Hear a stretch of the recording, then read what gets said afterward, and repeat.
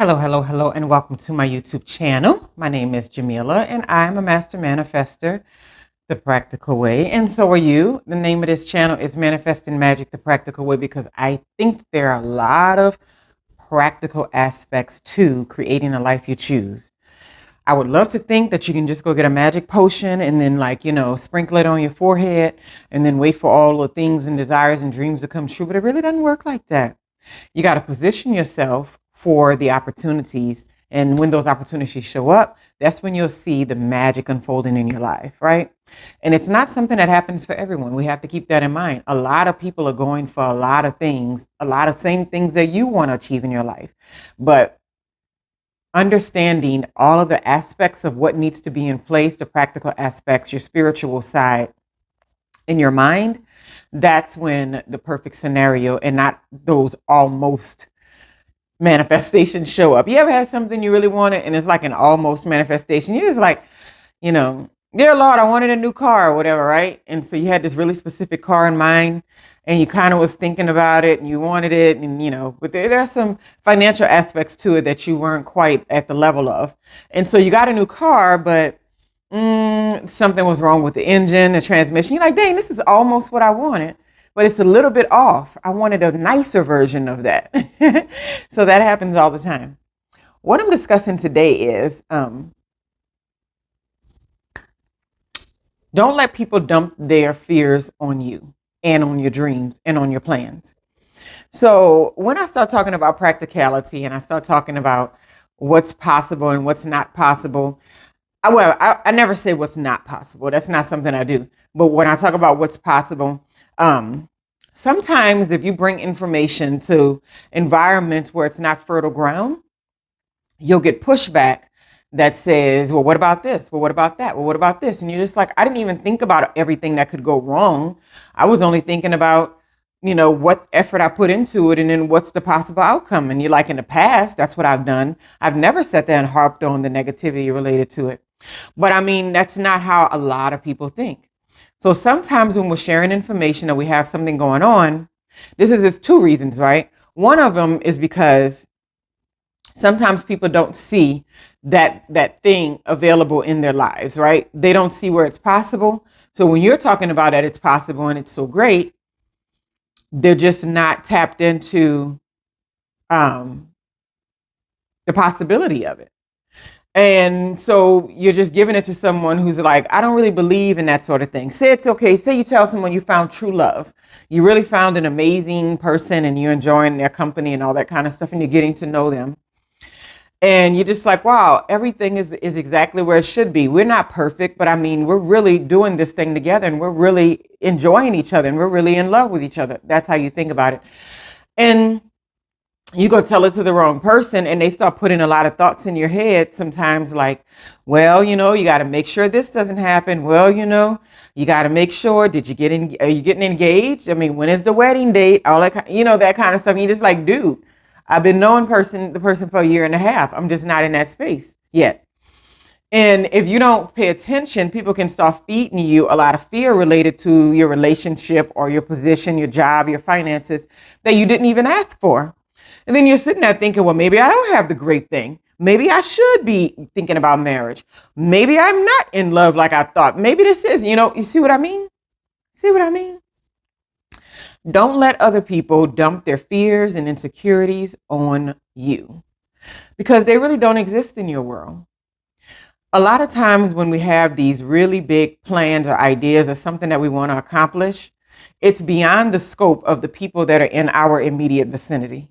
And it's nothing wrong with it being beyond the scope. It's beyond the scope because you're in the process of moving and thinking and doing and trying to get yourself to another level of whether it's your career, your finances, romance, your relationships with your children, friendships, travel, some type of writing project or creativity, art, whatever you're working on. You're trying to develop this thing into a higher level.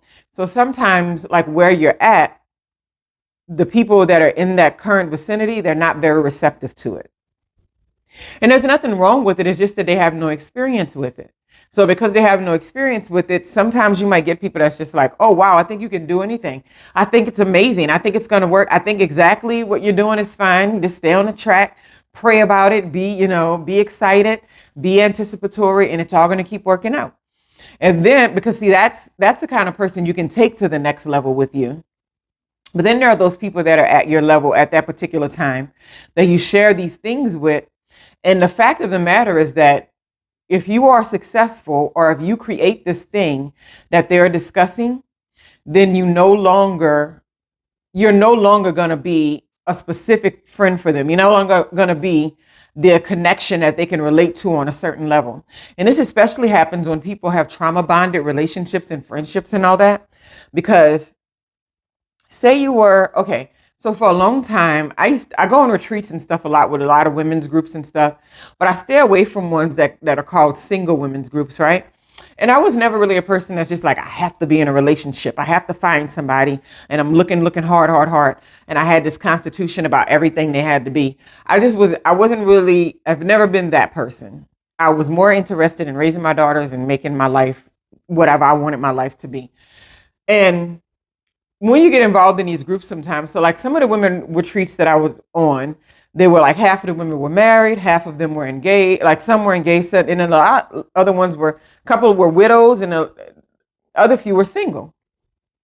But I found that in that environment, they really promoted any level of a healthy relationship that you had access to. They didn't say a stipulation or when are you getting married? What's the big date? It wasn't any pressure to try to make the relationship into something that it wasn't.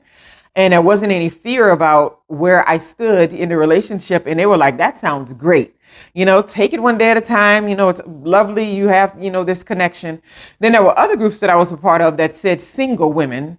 Now you have to be careful with that, because if you are trying to outgrow something, or you are not necessarily wanting to be stationary or stagnant in a place or an environment, you shouldn't start labeling yourself at that level, right? And so didn't mind being a part of the group, but one day a marriage discussion came up, and I really felt like attacked, like about my ideas and thoughts as it related to whether or not I wanted to be married anytime soon. I'm like, well, I don't really know that with somebody I've been with for a year and a half. That's just not where I'm at right now. And I'm like, I've already been married. I've already had kids. I've already done the whole shebang. When I do it again now, it'll have to be really, really perfect, and not perfect. It'll have to be exactly, timing and everything would have to work out. But I remember the day I was talking about it, and I couldn't even get a word in to say that I'm happy in my relationship, because they were going in about marriage. And I even remember the exact words, which I haven't heard since I was a little girl. Sounds like you're giving away the milk for free. And I'm like, the milk has been gone a long time ago. I'm married and divorced. I have I have children. You know what I mean? So at this point, I'm doing what's best for me. But it was a whole different energy. It was like all their fears were being dumped at my doorstep with dating someone and being with them. And I'm just like, this is very interesting. So you have to remember that everything you share and everything that you get excited about and everything that you want to accomplish, it's not always going to be received by others in the way that you want it to be received, right? I always tell people, I had a friend that got married, and she met someone, got married, and had a kid. It was all in a matter of 6 months. And I was like, whoosh, that's fast. Why? And I was thinking in my head, why so quickly? And I was like, don't bring none of that energy to her. And so when she told me about it, I was like, it's great. And so like early on, they were having some problems, and she would call, and I was like, I'll be honest with you. The only thing that I can help you with is how to be single. But a lot of single people don't really get that aspect. Like, you can't give relationship advice to people that's really solid if you're a single person. It's like you're not actively doing the thing. You know what I mean? And so I remember having that conversation. She'd say this and this happened and that happened. And I was thinking to myself all in my head, ooh, y'all moves kind of fast. And I think that, you would have known that if you waited a year at least. But it was not my business. I don't even care. Grown people can do what they want. But my words and my expression was like, only thing I can help you do is be single. That's unfortunate. I don't like that. If you're asking me whether I like that behavior, no, I don't really like it. But, you probably need to talk to people who've worked through these things successfully and gotten to the other side. I've never been so arrogant enough to think that even though I don't have a track record of proving something to other people, that they should take my advice based on it, right? That is a big deal. a lot of times we think just because we can theorize, especially as a college person, because we do a lot of theory, that we can theorize a solution or theorize a certain set of events, that we have somehow skipped the aspect of practical knowledge. And I'm like, no, practical knowledge is the clincher. That's the one that gets you to the next level, right? It's the same thing with your finances. It's the same thing in the workplace. You want to gain something or you want to create something. The people who are doing it, the people that have it, that's the one with the knowledge base. You can look at them and think they're not smart. You can look at them and think they don't get it. They don't know. But if they have something that you're working on and you're trying to create, then they have something that you need to know, right? But if they don't have that thing, because say you're a person that's like, you want to be a college professor. I want to say that. That's something I wanted to do for a long time. I'm over it now. But it's something that's like, tenured professor. But actually, I think being tenured kind of just makes you not want to, you don't really have to do anything to keep your job. And so that kind of would not push me enough in a lot of ways. So, it's one of those things I'm open to. But being a tenured professor, I'm not going to talk to an adjunct professor about how to get there. That just doesn't work like that, because if the adjunct professor knew how to get there, they would be there if that's something they're working on. Now, if they've done it in the past and then they let it go and moved into it, because I had a former supervisor who used to be a tenured professor and then walked away from it and then was an executive director. So I can go to him and say, well, how was becoming a tenured professor? Because he's already done it, been there, done that. Okay, this is the inside of it. When I need it, what is it called? Mentorship for a PhD. I didn't go to people who had degrees in engineering, masters, because it's just not the same track, right? So you have to keep that in mind, that people sometimes don't have the best advice or the best things to share with you because they just haven't experienced it. Even if they've ran through the scenarios in their mind, they've watched a bunch of movies and TV shows, they heard a story about their cousin over here, they heard a story about their mom over here, their sister lived through this, whatever. That is not practical knowledge. That is like secondhand theoretical knowledge. So you want to make sure that when you're sharing things and you're in environments and spaces, once you see a slight bit of someone else's insecurities or fears being dumped off into your space, you immediately retract your mind and your energy. You may finish the conversation, but it'll be like, okay, this is not the place for fertile ground for this dream. This is not the place for fertile ground for where I'm at right now. And then you'll see it a lot more clearly. Right? Anyway, I did a lazy twist, just this part. I will twist the rest later. If you might have got locks, you already know. You can do a good lazy twist, get the edges right, and then walk around your ponytail, and you're good to go, right? Because I'm noticing on the camera it's looking kind of neat, but I'm like, don't let it fool you. Anyway, I hope you all have a wonderful, wonderful day. And just remember, don't be a dumping ground for other people's fears and insecurities, because it will affect your life. And you'll think that you're trying to influence them and bring them to a certain level of enlightenment on a subject or open their minds, and they will influence you. That is how it most often works. You rarely pull people up.